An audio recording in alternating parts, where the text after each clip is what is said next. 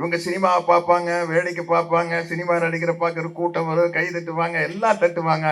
ஆனால் நம்முடைய குடும்பம் 5 வருடங்களுக்கு முன்னால் எப்படி இருந்தது, இப்பொழுது எப்படி இருக்கிறது என்பது ஒவ்வொரு தமிழ்நாட்டு குடிமக்களுக்கும் அவர்களுடைய மனசாட்சிக்கு தெரியும். மனசாட்சிக்கு தெரியும்.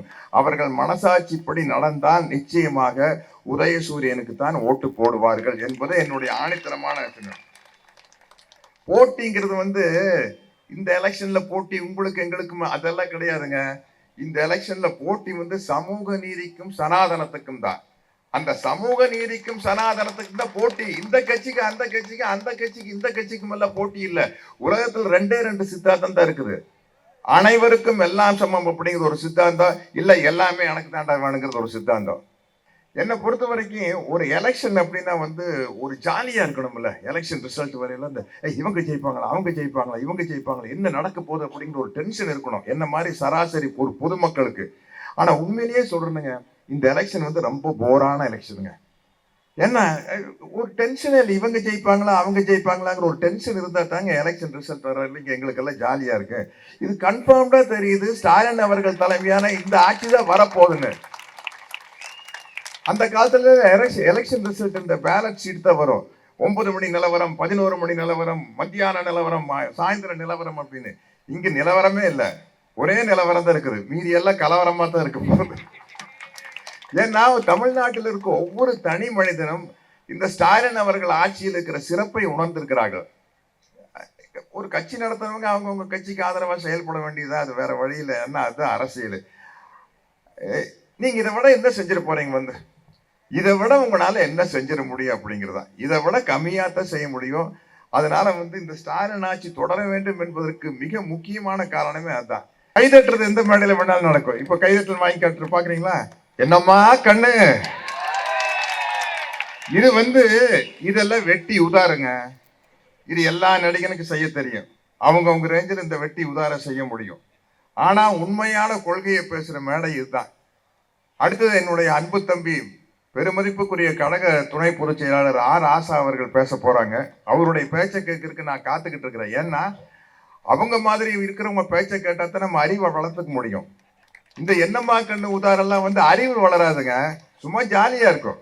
அது அந்த காலத்துல இருந்து நடந்துட்டு இருக்குது. ஒவ்வொரு நடிகருக்கு ஏதோ ஒன்று பேசுனா கைதட்டுவாங்க, அது தனி கதை. ஆனா இதுதான் ரொம்ப முக்கியமான ஒரு மேடை அப்படின்னு நான் நினைக்கிறது.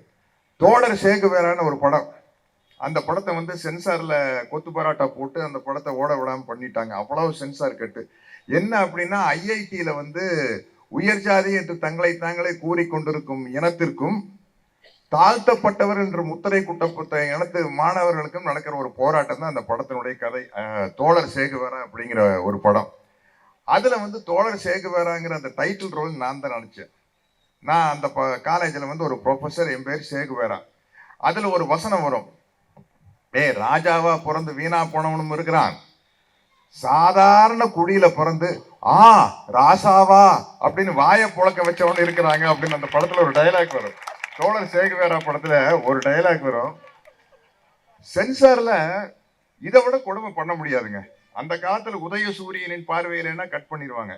இதுல அந்த தாழ்த்தப்பட்ட சமூகத்தை சேர்ந்த ஒரு மாணவனை அவனுக்கு தைரியத்தை கொடுத்து காலேஜில் சேர வைக்கிற ஒரு கேரக்டர் பேரு அண்ணாதுரை. அதை சென்சார்ல அண்ணாதுரைன்னு பேர் வைக்க கூடாதுன்னு சொல்லி அதை ஐயாதுரைன்னு மாற்றப்பட்டிருக்குது. இன்றைய சென்சார் இன்னும் எவ்வளவு மோசமா இருக்கு பாருங்க. இன்றைய சென்சார் அன்னைக்கு திராவிட முன்னேற்ற கழகம் 1967க்கு முன்னாடி எவ்வளவு கடுமையா இருந்தது சென்சார். பராசக்தி படத்துல டாக்டர் கலைஞர் அவர்கள் எழுதின வசனத்தை எல்லாம் எவ்வளவு தூரம் கட் பண்ணாங்களோ அதை விட இப்போ சென்சார் மோசமா இருக்குது. சினிமால நீங்க அந்த சைடு மத்திய அரசாங்கத்தை பத்தி எதுவுமே பேச முடியாது. அப்படிப்பட்ட ஒரு சர்வாதிகார சூழ்நிலையில ஒரு முதல்வராக இல்லாமல் போர்ப்படை தளபதியாக விளங்குபவர் தான் நமது முத்துவேல் கருணாநிதி ஸ்டாலின் அவர்கள். இது காக்கப்பட வேண்டிய ஒரு ஆட்சி. இந்த ஆட்சிங்கிறது இந்திய ஒன்றியத்துக்கே முன்மாதிரியா நடந்துகிட்டு இருக்கிற ஒரு ஆட்சி. இந்த ஆட்சி தொடர வேண்டும் அப்படிங்கிற ஒரு சராசரி மனிதனா, ஒரு பொது மனிதனா ஆசைப்படுறதுனால்தான் தீவிர மக்கள் தலைவர் எம்ஜிஆர் ரசிகனாக இருக்கும் நான் திமுக மேடையில நிக்கிறதுக்கான காரணம். இதற்கு மேல ஒரு காரணம் இருக்குது, செல்போன்ல வச்சுக்கிறேன். எலெக்ஷன் வரட்டு அப்ப காட்டுறேன். எந்த அளவுக்கு ஒரு இனத்தை, ஒரு அமைப்பை எம்ஜிஆர் அவர்கள் வெறுத்தார்கள் என்பது அதுல இருக்குது. எவ்வளவு ஆபத்தான அமைப்புன்னு அவரே பேசியிருக்காரு. அதை அன்னைக்கு வச்சுக்குவோம். இது தமிழக முதல்வர் ஆவதற்கு முன்னாலேயே முதல் நான் என்ன நினைச்சேன்னா, எனக்கு வயசுன்னு பாத்தீங்கன்னா நமது தமிழக முதல்வர் முத்துவேல் கருணாநிதி ஸ்டாலின் அவர்களுக்கும் எனக்கும் தான் கிட்டத்தட்ட ஒரே வயசு, ஒரு சின்ன வித்தியாசம் தான்.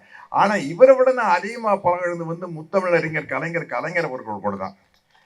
ஏன்னா அவர் வசனத்தில் நான் 2 படம் நடிச்சுக்கிறேன். அப்ப என்ன இப்போன்னா, நாங்க கொலிக் ஆயிடுறோம். என்ன ஒரே தொழில வேலை செய்யறவங்க. நானும் மணிவண்ணனும் அப்படித்தான் கிட்டத்தட்ட நானும் கலைஞரும். ஏன்னா அவர் வசனம் எழுதி கொடுக்குறாரு, நான் நடிக்கிற பாலைவன ரோஜாக்கள். ஸோ அவர்கிட்ட மிக மிக நெருங்கி பழகிற எனக்கு வாய்ப்பு கிடைச்சது. அப்போ அந்த படத்தினுடைய படப்பிடிப்பு பெரும்பாலும் கோபாலபுரத்தை சுற்றி நிறைய இடத்துல நடத்தது. இப்போ என்னோட கதைப்படி என்னோட வீடு எதுன்னா, முரசொலி மாரண்ணையா வீடு தான் என்னோட வீடு. கலைஞர் வீடு ஒருத்தருடைய வீடு. அந்த மாதிரி நடந்துட்டு இருந்தது. அப்போ கலைஞர் வருவார் போவார், நாங்கள் போய் கலைஞரை பார்ப்போம். அமைதியாக நின்றுப்பார். ஸ்டாலின் சார் ஒரு முதலமைச்சருடைய மகனுங்கிறது அடையாளம் தெரிஞ்சவங்களுக்கு மட்டும்தான் தெரியும். அப்போ இருந்தே அவர் ஒரு செயல் வீரருங்க.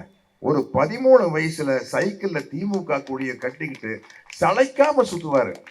நான் இப்பவும் கூட தனிப்பட்ட முறையில் அவரை பார்க்கல, நான் கேட்பேன், என்னங்க இந்த சுத்துறீங்க, டயர்ட் ஆகாது? எனக்கு ஆகாதுங்க அப்படிம்பாரு. எனக்கு ஆகாது, எனக்கு டயர்டா ஆகாது. ஏன்னா என்னுடைய உயிர் மூச்சு திராவிட முன்னேற்ற கழகம், திராவிட முன்னேற்ற கழகம், திராவிட முன்னேற்ற கழகம்.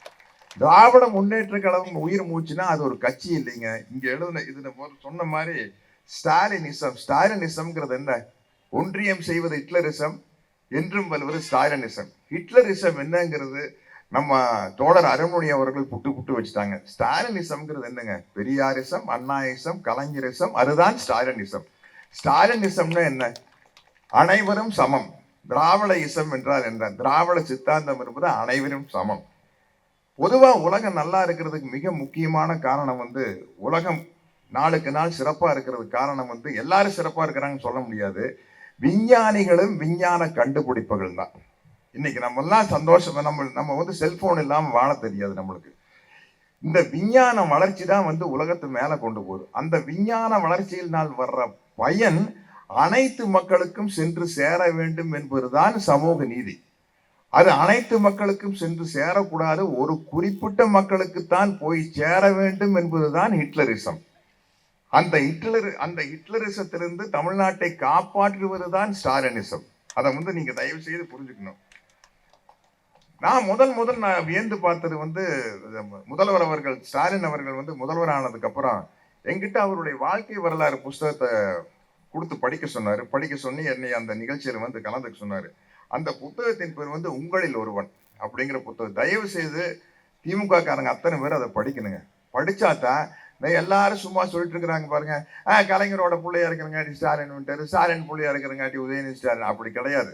நீங்க உங்களில் ஒருவன் படிச்சு பார்த்தீங்கன்னா தான் ஸ்டாலின் அவர்கள் கழகத்தின் தலைவராக வருவதற்கும் தமிழ்நாட்டின் முதல்வராக வருவதற்கும் 100% இல்லை 200% தகுதியானவர் அப்படிங்கிறது அந்த உங்களில் ஒருவன் புத்தகத்தை படிச்சு பார்த்தீங்கன்னா தெரியும்.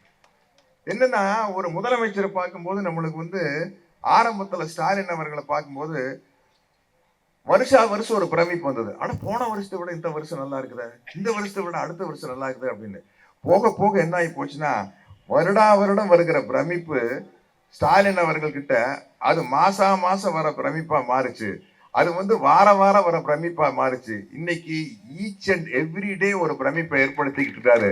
அந்த பிரமிப்பை எதிர்த்து நிக்க முடியாம தான் எதிர்கட்சிக்காரங்க எல்லாம் திண்டாடுறாங்க. அனைவருக்குமான கல்வி, அனைவருக்குமான வேலை வாய்ப்பு, ஆண் பெண் சமம் என்ற சித்தாந்தத்தை அடிப்படையாக கொண்ட திராவிட முன்னேற்ற கழக ஆட்சி மீண்டும் ஆட்சிக்கு வருவதுதான். ஏன்னா அருள்மொழி தோழர் அவர்கள் சொன்னதுனால ஒரு கட்டத்துல வளர்ச்சி பணி இந்த 5 வருஷத்துல ஒரு விஷயம் நடந்திருக்குது பாருங்க. அந்த விஷயம் அப்படியே தொடரணும் அப்படின்னம்னா, இந்த ஆட்சி அப்படியே தொடர்ந்தால்தான் அந்த அந்த திட்டங்கள் எல்லாம் மிக சிறப்பாக வெற்றி அடையும். திமுக இருக்கிறவங்களுக்கு தனி மனித நம்பிக்கை எழுந்து வெளியே அந்த திராவிட சித்தாந்தத்திற்குள் செயல்படும் போது அனைவருக்குமான விஷயமும் அனைவருக்கும் கிடைக்கும் அப்படிங்கிறதா. ஆகவே இந்த ஆட்சி தொடர வேண்டும் என்று திமுக காரனாக அல்ல, தமிழனாக அல்ல, தமிழ்நாட்டில் வாழும் ஒரு சாதாரண மனிதனாக ஆசைப்படுகிறேன். மீண்டும் சொல்லுகிறேன், நான் அவருடைய ரசிகனாக இருப்பதால் அவருடைய பாடலை பாடி முடிக்கிறேன்.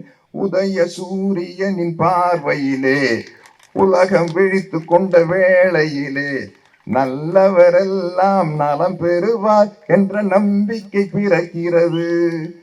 இவர் வர வேண்டும். எவர்? நம்ம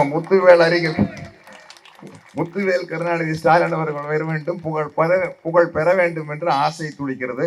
பொதுவாகவே நல்லா பாட வராது, இன்னைக்கு தொண்டை வேலை கட்டிட்டு இருக்குது. பாடல் முக்கியம் அல்ல, திராவிட முன்னேற்ற கழகத்திற்கு குரல் முக்கியம் அல்ல, கொள்கைதான் முக்கியம் என்பதனால் தைரியமாக இந்த பாடலை பாடி விடைபெறுகிறேன். நன்றி, வணக்கம்.